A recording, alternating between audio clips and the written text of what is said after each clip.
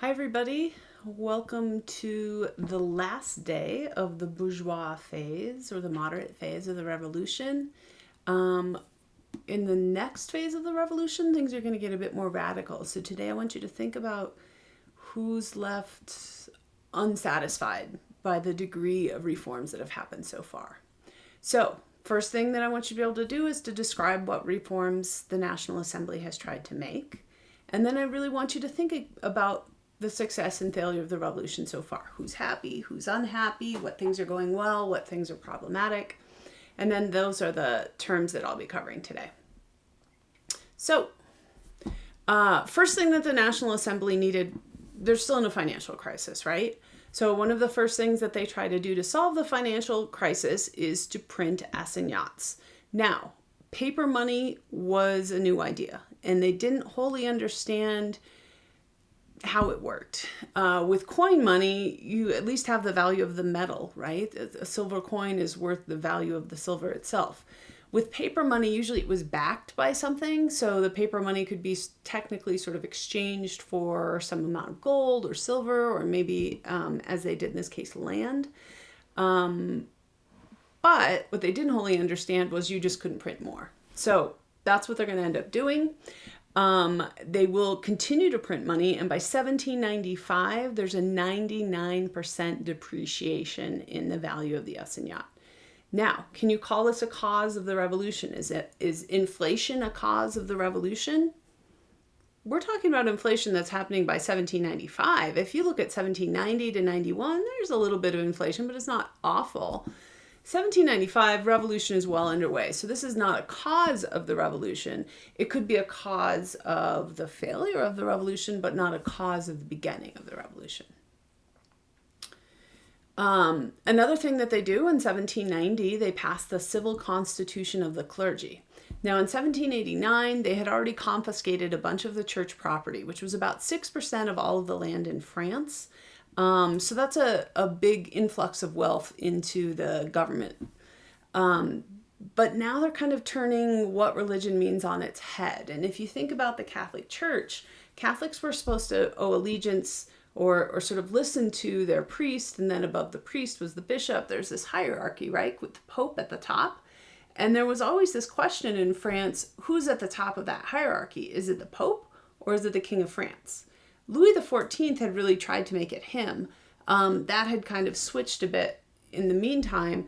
But I would say that by 1790, they actually pass a law, the Civil Constitution of the Clergy, will make it so that priests and bishops are actually elected by their parishioners as opposed to being appointed from above, right? Because usually the hierarchy would appoint them kind of down the line. Now they're being elected by the masses. So that's a huge, huge change. Severely undermines the power of the Catholic Church in France.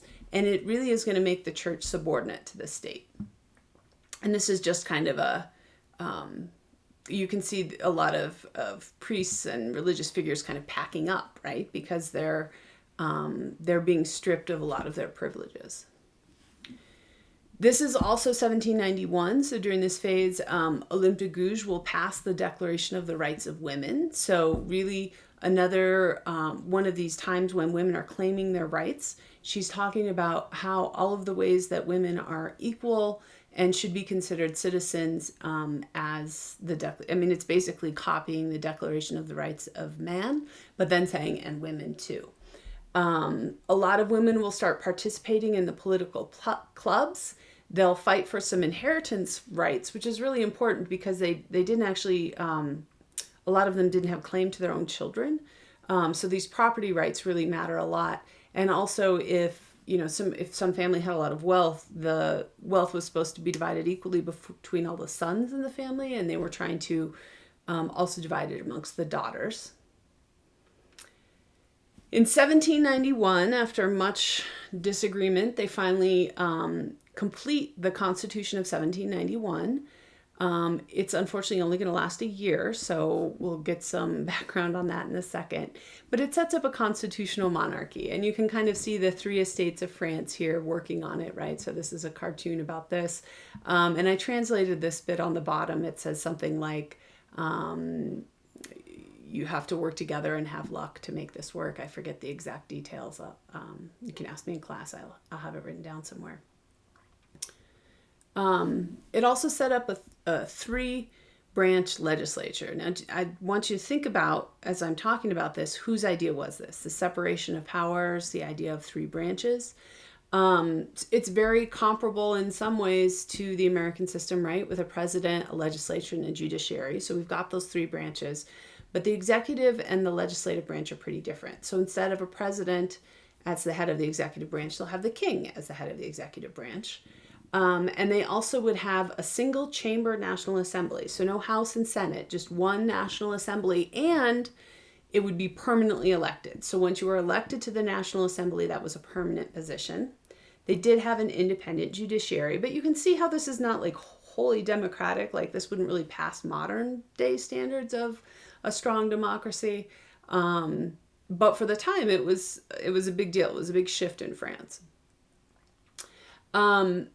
They created a system of indirect voting. So there were two kinds of citizens. There's the active citizens who paid taxes that basically amounted to 3 days of labor. They were allowed to vote. The passive citizens was a third of all adult males. And by the way, no women were considered citizens at all. So they've already divided the population in half. And also they didn't consider people of color to be citizens. Women were denied a lot of liberties like education, freedom of worship, freedom of speech. I would say one of the biggest flaws of this constitution is that it gave the king a suspensive veto. So it basically said, if you guys remember from American, I don't know if you talked about this in American history or in government, but in US politics, there's something called a pocket veto, where basically the president just sticks something on his desk, doesn't sign it, and just kind of waits and hopes that people will stop talking about it. It's a similar kind of thing. So the king had, I believe, 4 years to sign off on legislation passed by the National Assembly.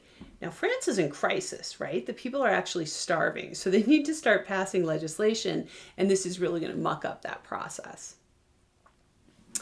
In the meantime, in June of 1791, the king had signed the Constitution of 1791, but apparently had sort of mocked it.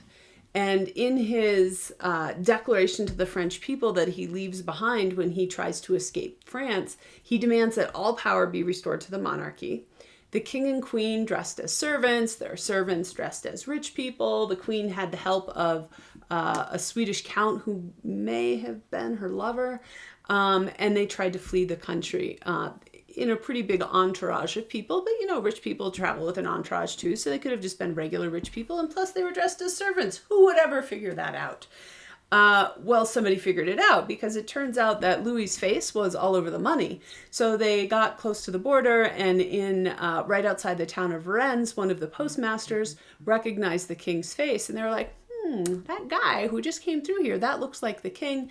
So they would then go to the next city, which was Varennes, and identify him, and basically then they would be marched back to Paris and put under house arrest.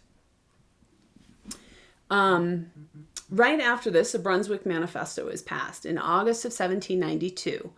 Think about who Louis and Marie are. They are the head of they're the monarchs of their country, right? And Marie Antoinette happens to be particularly well connected. Her oldest brother is the Emperor of Austria, Joseph II. The Prussians, the Austrians, these are very old traditional monarchies without a constitution, and they're horrified by everything that's happening in France, as is Catherine the Great in Russia. And so the Prussian Duke of Brunswick passes or puts out a manifesto saying that if the king and queen were harmed, Paris will be destroyed, that the French people will pay for harming the king and queen. This is going to get everybody all pissed off. What do the Prussians have to do with anything? Who says that they can have any say in the French government? And it's really going to whip up this anti-monarchy sentiment in France. So that's going to get the revolution kind of some juice, I guess. And at that point, France will declare war on Austria and Prussia. both who were involved in the Brunswick Manifesto. This is, by the way, published in Paris, and that's what gets everyone up in arms. Britain, Spain, and Piedmont will eventually join. So basically, France ends up at war with the vast majority of Europe. For about 5 years of war, the First Coalition goes on. And you would think that France is going to be a disaster, right? Like, the country is kind of in the midst of a revolution. Like, who's got time to fight a war? Well, actually, France would pass something called the Decree of Fraternity. The Decree of Fraternity, this is my favorite thing in the revolution maybe ever.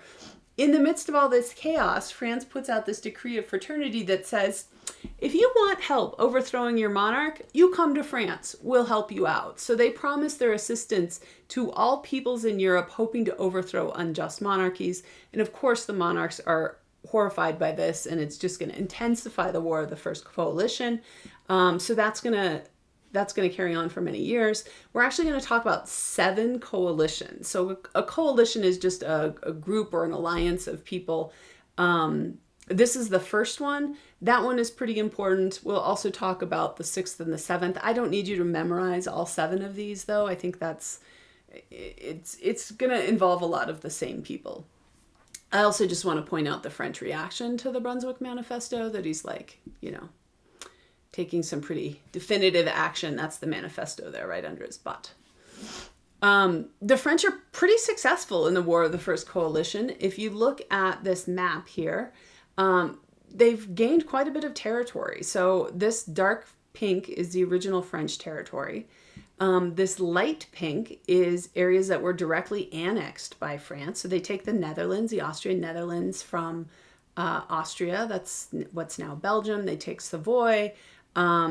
These purple areas are going to be annexed by France. So Piedmont, who's going to be a big player later when we talk about Italian unification, and Tuscany are going to be outright annexed.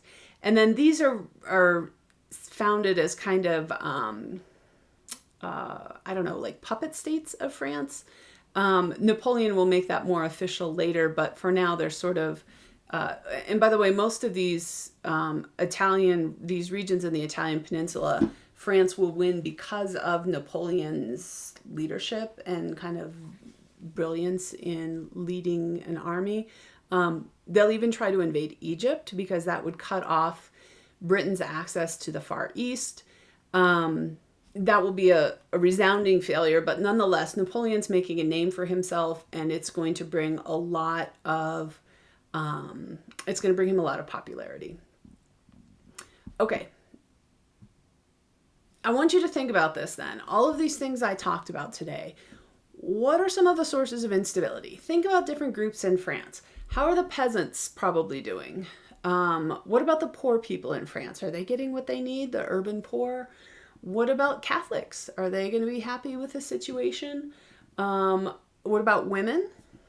What about free blacks in the French colonies? What about slavery? Have those issues been resolved? So I really want you to think about what sources of instability can you find, and just from that predict how you think the revolution is going to get more radical. So that's it for today.